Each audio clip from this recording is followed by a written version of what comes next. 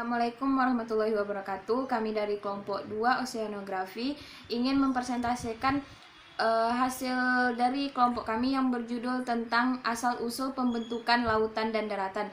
Di sini saya akan menjelaskan tentang poin 1, yaitu struktur lapisan bumi.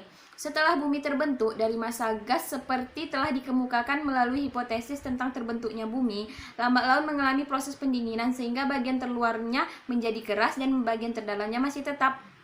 Bumi strukturnya terbentuk dalam lapisan, yaitu atmosfer. Atmosfer itu merupakan lapisan udara yang menyelimuti bumi. Yang kedua, litosfer. Litosfer itu lapisan batuan pembentuk kulit bumi. Dan yang ketiga, hidrosfer, yaitu permukaan bumi yang berupa air atau termasuk di dalamnya yaitu air yang ada di lautan. Yang keempat, astenosfer, yaitu lapisan yang terletak di bawah litosfer. Yang kelima, mesosfer, yaitu lapisan yang lebih padat dan sangat panas yang terletak di bawah astenosfer. Yang keenam, central core, yaitu inti dari bumi. Inti dari bumi ini dibagi menjadi dua, yaitu inner core bersifat padat dan outer core yang bersifat lebih lentur dan lunak. Baiklah, di sini saya akan menjelaskan tentang poin kedua, yaitu teori-teori pembentukan lautan dan daratan.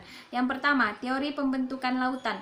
Kehadiran lautan sebagaimana tampak sekarang ini tidak terlepas dari proses pembentukan bumi, karena lautan merupakan bagian dari bumi, sehingga baik asal-usul maupun aspek-aspek dan proses selanjutnya merupakan rentetan proses alam yang masih tetap bekerja.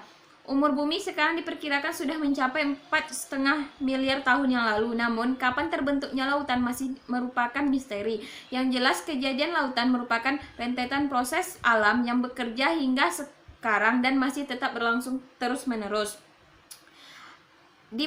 Akan disajikan beberapa teori dan analisa tentang asal-usul lautan. Yang pertama, hipotesa pelepasan lempeng. Bertolak dari teori kabut oleh Laplace yang beranggapan bahwa bumi merupakan bagian daripada tata surya, mulanya berasal dari gumpalan-gumpalan kabut yang berputar dan seterusnya menjadi cairan pijar hingga terjadi pembentukan akibat penurunan temperatur. Pada kondisi ini bumi dalam keadaan tidak stabil karena pada bagian dalamnya masih cair dan panas. Selanjutnya, teori undasi. Teori ini dijelaskan oleh Van Bemmelen bahwa adanya permukaan bumi yang tidak rata, yaitu sebagian cekung dan sebagian tonjolan diakibatkan oleh gelombang turun naik terhadap bagian bumi yang cair.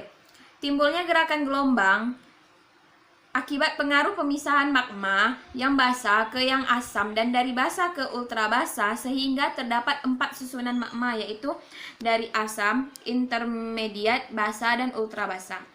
Selanjutnya, teori tektonik lempeng. Diawali suatu anggapan oleh Wegener bahwa benua yang sekarang ini selalu bergerak terapung di atas bahan yang cair. Banyak bukti dan gejala-gejala pergerakan lempeng bumi yang dapat dipelajari, seperti terjadinya busur gunung api di Indonesia, jalur-jalur gempa bumi, naiknya suhu air laut, bentuk kecocokan di antara dua pulau atau benua yang berhadapan. Dari ketiga teori tentang asal-usul lautan dapat disimpulkan bahwa teori pelepasan lempeng adalah mengungkapkan fase tertua kejadian lautan. Teori undasi merupakan pembuktian gangguan keseimbangan isotonik akibat pengaruh gerakan vertikal serta pembentukan kulit bumi. Sedangkan teori tektonik lempeng membahas lebih jauh tentang pergerakan lempeng bumi dalam kaitannya dengan perkembangan lautan baru. Yang kedua, teori pembentukan daratan. Proses terbentuknya daratan tidak lepas dari proses terbentuknya planet bumi, yang merupakan salah satu benda langit yang terbentuk dari awan gas asap langit. Kemudian bumi itu berupa bintang yang sangat kecil karena proses tekanan antar material pembentuk yang mempunyai tekanan ke arah memusat sehingga menimbulkan pijaran panas memancar di langit. Baiklah, di sini saya akan melanjutkan penjelasan dari makalah kami. Kita akan menjelaskan tentang poin 3, yaitu kelebihan dan kekurangan teori pembentukan laut dan daratan. Kelebihan teori ini terletak pada teori tektonik lempeng. Teori tektonik lempeng adalah salah satu teori mengenai perubahan relief bumi. Teori ini berasal dari teori pergeseran benua. Benua-benua di bumi adalah salah satu dari selimut yang ada di bumi. Selimut bumi atau litosfer membentuk lempeng-lempeng. Teori semakin banyak digunakan mengartikan teori undasi karena lebih banyak menjawab persoalan yang terkait. Sedangkan kelemahannya terletak pada teori undasi. Teori undasi adalah teori yang disusun oleh Van Bemmelen untuk menjelaskan proses terbentuknya busur-busur pegunungan yang menjadi kerangka pokok pulau-pulau yang ada di Indonesia dan sekitarnya.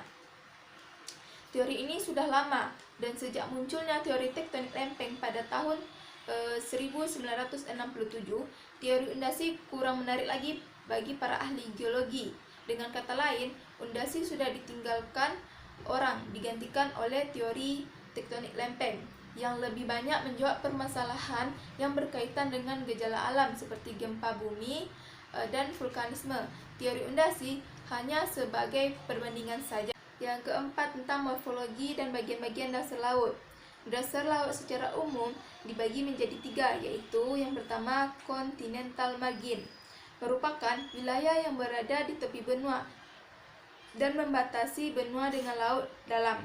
Tepi benua ini terdiri atas continental shelf, continental slope, dan continental rise. Yang pertama, continental shelf adalah tepi benua yang ditutupi oleh laut dan terletak di antara garis pantai dan lereng benua. Yang B, continental slope adalah zona transisi antara landas kontinen dengan dasar continental rise. Yang C, continental rise. Continental rise adalah dasar laut dengan sudut kemiringan landai sekitar 0,1%. Dan merupakan bagian yang berbatasan langsung dengan dasar samudra. Yang kedua, Deep Ocean Basin. Yang ini terbagi atas beberapa bagian. Yang pertama, Abyssal Hill, merupakan gundukan dasar laut yang dibentuk oleh kegiatan vulkanisme di dasar laut. Yang B, Abyssal Plain. Abyssal Plain adalah dasar laut yang berada pada kedalaman antara 5.000 sampai 7.000 meter. Dengan kemiringan yang sangat rendah, yaitu 1:100. Dataran abyssal diduga sebagai dataran yang paling datar di permukaan bumi. Yang C, Seamounts dan Guyot. Seamounts adalah gunung yang berada di dasar laut, biasanya merupakan gunung berapi baik yang masih aktif maupun yang tidak aktif. Sedangkan Guyot merupakan gunung bawah laut yang memiliki permukaan yang relatif datar. Yang D, Trenches atau palung laut adalah wilayah dasar laut yang paling dalam. Palung laut memiliki ciri-ciri berbentuk seperti ngarai yang berada di dasar laut, memiliki lereng tepi yang curam dengan lebar mencapai ratusan kilometer dan panjang mencapai ribuan kilometer. Yang ketiga, Mid-Ocean Basin, Mid-Oceanic Ridge, merupakan bentukan dasar laut yang sangat penting karena wilayah ini merupakan tempat pembentukan samudra yang baru, sehingga para ahli menyebutkan bahwa area ini adalah proses pembentukan lautan dimulai.